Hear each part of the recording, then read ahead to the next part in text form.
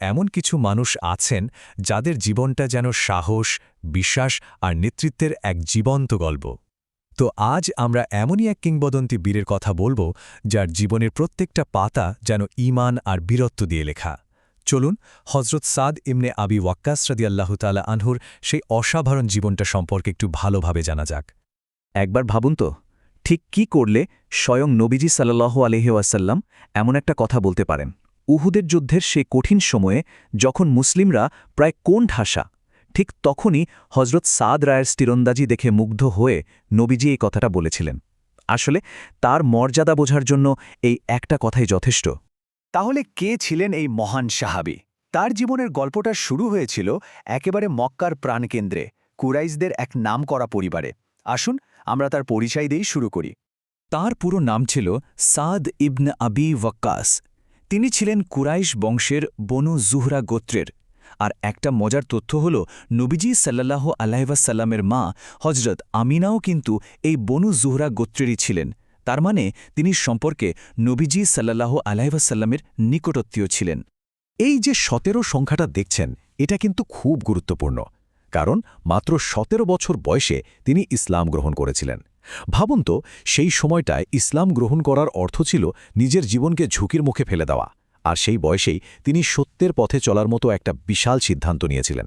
তিনি ছিলেন ইসলাম গ্রহণকারী একেবারে প্রথম দিকের সাহাবীদের মধ্যে একজন। ইসলাম গ্রহণের পথটা কিন্তু একদমই সহজ ছিল না। তাকে ঈমানের এমন সব কঠিন পরীক্ষা দিতে হয়েছিল যা তার চরিত্রকে আরও ইস্পাতের মতো মজবুত করে দেয়। আর এরপর যুদ্ধক্ষেত্রে তার বীরত্বের কথা তো ইতিহাসেই লেখা আছে। চলুন সেই অধ্যায়টা একটু দেখে আসি। সবচেয়ে বড় পরীক্ষাটা এসেছিল তার নিজের বাড়ি থেকেই, বিশেষ করে তার মায়ের কাছ থেকে। তার মা তাকে ইসলাম থেকে ফেরানোর জন্য খানাপানি ছেড়ে অনশন শুরু করেন। কিন্তু সাদ রাজি তার বিশ্বাসে ছিলেন পাহাড়ের মতো অটল। তিনি তার মাকে অনেক ভালোবাসতেন, কিন্তু আল্লাহর প্রতি তার ভালোবাসা ছিল সবকিছুর ওপরে। তার বীরত্বের প্রমাণ ইসলামের প্রায় প্রত্যেকটা গুরুত্বপূর্ণ যুদ্ধেই পাওয়া যায়। যেমন বদরের যুদ্ধে তিনি ছিলেন মুসলিমদের প্রথম সারির একজন দক্ষ তীরন্দাজ। উহুদের যুদ্ধে তার অসাধারণ সাহসিকতার কথা তো আমরা আগেই শুনেছি, যার জন্য তিনি নবীজি সাল্লাল্লাহু সাল্লামের কাছ থেকে বিশেষ প্রশংসা পেয়েছিলেন।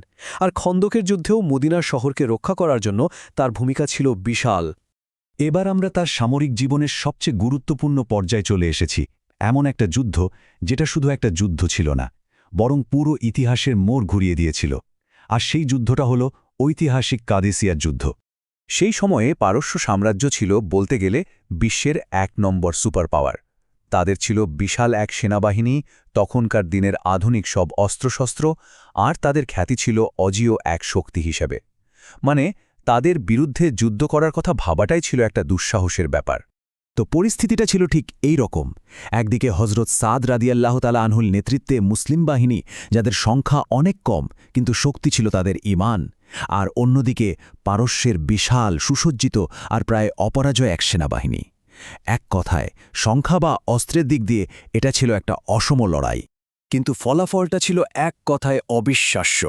হজরত সাদ রাদিয়াল্লাহুর অসাধারণ রণকৌশল আর মুসলিম বাহিনীর অদম্য সাহসের কাছে সেই বিশাল পারস্য সাম্রাজ্যের পতন ঘটে। এই জয়টা শুধু একটা যুদ্ধ জয় ছিল না, এটা পারস্যে ইসলামের প্রসারের দরজা খুলে দিয়েছিল আর একটা নতুন যুগের শুরু করেছিল। হজরত সাদরা কিন্তু শুধু একজন মহান যোদ্ধাই ছিলেন না, তিনি ছিলেন একজন দূরদর্শী নেতা এবং খুব দক্ষ একজন প্রশাসকও। চলুন যুদ্ধক্ষেত্রের পর এবার তার রাষ্ট্র গঠনের দিকে একটু নজর দেয়া যাক। খলিফা ওমর ইবন আল খাত্তাব রাদিয়াল্লাহ এর সময়ে তাকে ইরাকের গভর্নর হিসেবে নিয়োগ দেওয়া হয়। আর এখানেই তার প্রশাসনিক দক্ষতার আসল পরিচয় পাওয়া যায়। তিনি কুফা নামে একটা নতুন শহর প্রতিষ্ঠা করেছিলেন, যেটা পরে ইসলামিক জ্ঞানবিজ্ঞান আর সংস্কৃতির একটা বড় কেন্দ্র হয়ে ওঠে।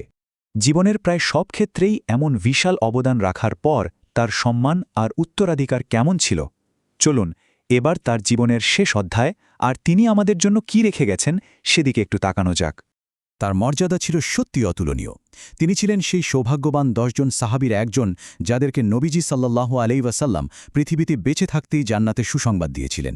তিনি প্রথম ব্যক্তি যিনি ইসলামের জন্য তীর ছুঁড়েছিলেন। এমনও বলা হতো যে তিনি দোয়া করলে আল্লাহর সাথে সাথে তা কবুল করতেন। আর তিনি ছিলেন বদরের যুদ্ধে অংশ নেয়া সাহাবীদের মধ্যে সর্বশেষ জীবিতদের একজন। প্রায় ৬৭৪ খ্রিস্টাব্দের দিকে মদিনায় তিনি ইন্তেকাল করেন। তিনি হয়তো আজ আমাদের মাঝে নেই, কিন্তু তিনি রেখে গেছেন সাহস, বিশ্বাস আর নেতৃত্বের এক অসাধারণ উত্তরাধিকার, যা আজও আমাদের সবার জন্য অনুপ্রেরণার এক বিশাল উৎস। তো সবশেষে একটা প্রশ্ন কিন্তু থেকেই যায়। হজরত সাদ রাজিল্লাহমের মতো একজন মানুষ, যার জীবনে সাহস, ঈমান আর নেতৃত্বের এমন অসাধারণ এক মিশ্রণ ছিল, তার জীবন থেকে পাওয়া শিক্ষাগুলো আজকের দিনেও ইতিহাসকে এবং আমাদের ব্যক্তিজীবনকে কিভাবে প্রভাবিত করতে পারে, এটা কিন্তু আসলেই একটা গভীর চিন্তার বিষয়।